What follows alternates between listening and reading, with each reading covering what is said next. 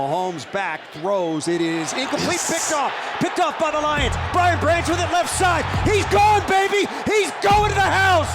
Touchdown, Detroit Lions. Deflected in the air, Branch ran under it, and he took it all the way back.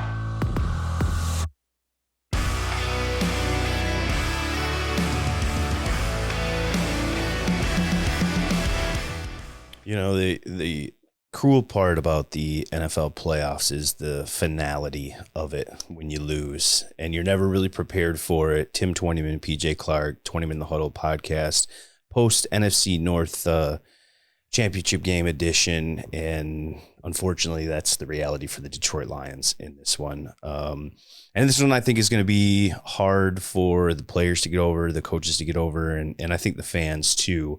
After playing a really good half, building a 24-7 lead, and then just giving up 27 straight, nothing going right in the second half, and falling 34-31 to the 49ers. It'll be the 49ers and the Chiefs in the Super Bowl in 2 weeks, but man, they were real close, Peach. Yeah, that's going to sting for a while, I think, especially with how well the first half went in all three phases.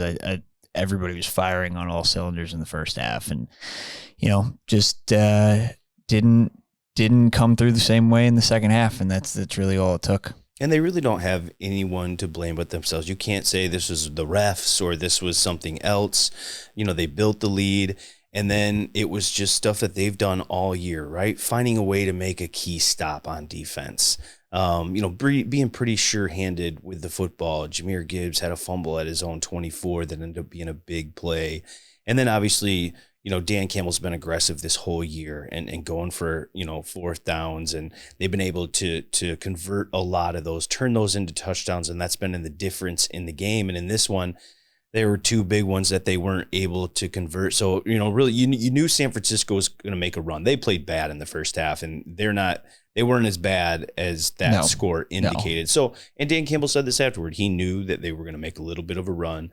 But, you don't drop a pass on third down, on fourth down. You don't fumble that football. You don't give up that big 51-yard pass where the ball bounces off, the defensive back's head, and Brandon Ayuk is there to grab it. It just, everything went San Francisco's way in the second half, and that's just sometimes how these things go. Yeah, I mean, and the fourth downs is obviously what's going to be talked about for a while, but you look at how often the Lions converted those during the regular season and in the first two playoff games that, short yardage situations, you like your odd there. You're hitting them at over a 50% rate. So you take that better than a coin flip every time, and it just didn't go their way today. And it's tough to think about that, but those were not obviously the only two plays that could have flipped. The Vildor pass breakup that ended up falling right into Ayuk's hands was the biggest one by EPA, allowing that the Niners to really convert on a touchdown on a ball that could have been intercepted, at least could have been an incompletion. But it is what it is. At the end of the day, even Jack Fox, had a great punt that could have been down at the one and just missed it by a couple inches on the gunner there and turned it into a touchback. And you don't know if that's going to be the difference either, but gave the Niners 19 more yards to start a possession that they ended up scoring on. So sometimes it's a game of inches for a reason. I think the Lions figured that out today. Yeah, and a lot of the talk is going to be on the 2 fourth downs. And here's my take on the 2 fourth downs. The first one, third quarter, about 7 minutes to go. Mm-hmm. You're up by 14 at their 28-yard line. 4th and 2, you go for it. Yeah, you can obviously put a stranglehold on that game with a 21-point lead midway through the third quarter. I personally, if it was me, I would have kicked that field goal on that one. I would have tried the 46-yard field goal, because to me, at that point in the third quarter, you can make that a 3-possession game. Mm-hmm. And how I view that is 7 minutes to go in the third quarter, they might only get 3 more possessions. Yep. So now you're forcing them to go touchdown, touchdown, touchdown to come back and beat you. And that's if you don't score any more points in that stretch. That's the one, to me, I would extend the lead and try to make it 3 possessions midway through the third quarter. The one with 7.5 to go in the fourth quarter, some might say, you kick the field goal there, you stem the momentum that they had built, coming all the way back. You were down 27-24 at the time, but with the way that game was going, Peach, I don't think they were going to stop them. No. I think Dan Campbell knew they weren't going to stop them. And to me, I would have gone for it on that one instead of kicking the 48-yard field goal. I would have gone for it. They didn't get it. Goff got flushed out a little bit, was a little short on the throw. I would have kicked the first one. I would have gone for it on the second one. At the end of the day, it doesn't really matter. It is what it is. Dan made the decisions he made. He said after the game he didn't regret it.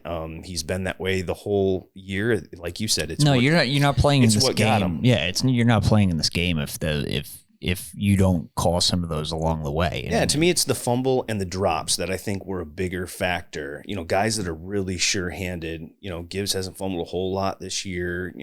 Josh Reynolds hasn't dropped a whole lot of balls. It was just some uncharacteristic stuff from some guys we typically don't see that from. And unfortunately, it just happened in the second half of the biggest game of the year. Yeah, and I thought Jared played really, really well. I mean, everything you could have asked for and more. He was humming, making tight window throws, throwing to outside the numbers. I thought was even pretty well. Obviously, he's always elite over the middle of the field, but I thought Jared was phenomenal. And everybody was talking about how are the Niners going to take away the middle of the field? What are the Lions going to do on offense? Middle of the field was there all day. I mean, and Fred Warner is an incredible player, but Laporta was the leading receiver, that's your guy for over the middle, and he led the game in yards. So the middle of the field debate all week was ended up being overblown. The Lions were able to find soft spots there and take advantage, but just at the end of the day was not enough. Yeah, St. Brown made a couple really huge third down catches. He finished with 7 for 87. I thought David Montgomery had a really nice game, 15 carries, 93 yards, average over 6, had a couple of nice catches in there too. Jameson Williams, obviously, had that really tough catch in the second half. Obviously, the 42-yard touchdown or so. Look, there were some positive performances. Good touchdown catch from J-Mo too. Yes. Two good catches in the second half for J-Mo. Yeah, 100%. And so you like to see that, him finish strong, and he's obviously going to be a big part of what they do going into next year. And look, it's tough. Only one team isn't feeling bad at the end of this whole thing. Yeah. And so, you just hate the fact that you got so close. Dan talked about it. You never know when your next opportunity is going to be. And to get to this point, it hurts a little extra because this was their chance. I think this was their shot to kind of get into the Super Bowl for the first time in franchise history, kind of get that stigma, behind them. And unfortunately, it didn't happen. But look, it's a good young football team. They've got some decisions to make this offseason. I think number one would be getting Goff signed to an extension, which I think they'll do. And probably taking care of Amon-Ra St. Brown would be big on that list. But you look at the core of this football team. You look at the guys that got them here. It's young guys. They're all mostly under contract. You've seen what Brad Holmes has been able to do. Their draft pick is going to be 29, by the way, for any of you guys interested out there. I know that it's not making you feel any better. But look, they'll be back, I think, in this spot. I don't think this is a kind of flash in the pan type of deal. I think they've got a roster built, and Brad's going to add to it. They need another pass rusher. They need another cornerback.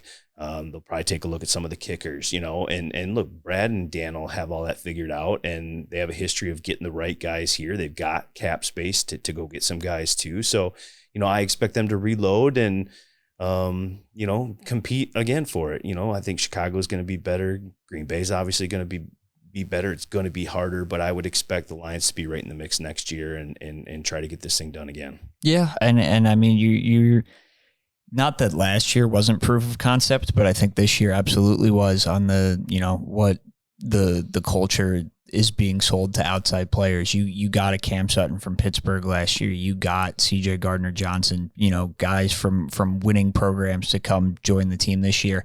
I would expect an active free agency. I think players are going to want to come play for this team and this coaching staff and, this city. If they watched any of the home playoff games, why would you not? Why would you not? So I think you have even more to sell now. It's going to be an easier sell because everybody saw it on national TV for the last couple of weeks, and a lot of blue out there today too, as you would expect. And it's really hard to win. And when it comes down to just the experience, and I think you even saw it in the AFC game, the Chiefs have won these dirty, nasty January games for years and years and years now. The Niners have been in the NFC Championship game for years and years and years now. And you just, at the end of the day, it's an experience thing. So this Lions team got to cut their teeth a little bit and, build back better for next year. Yeah, 100%. And so, look, we wish we were covering the Super Bowl in Las Vegas in a couple weeks. We had a great time there last year. I think we're still going to roll out there and do the Twentyman the Huddle podcast and see who we can get to talk about this football team. We'll see who we can wrangle up. It'll be fun. So we're going to go out there anyways. I know it's not what we both wanted to be out there for, but look, it was a great season. It was a fun ride. It was fun doing this podcast the whole season long, both on Thursdays and after the games. Appreciate you. You've been a great producer, great football knowledge setting this whole thing up, and we'll just continue rolling. We got draft and Super Bowl and combine, and we'll hit you guys all up for all that big stuff. This one hurts a little bit. Take a couple days, and then we'll get back to it. Show goes on. All right.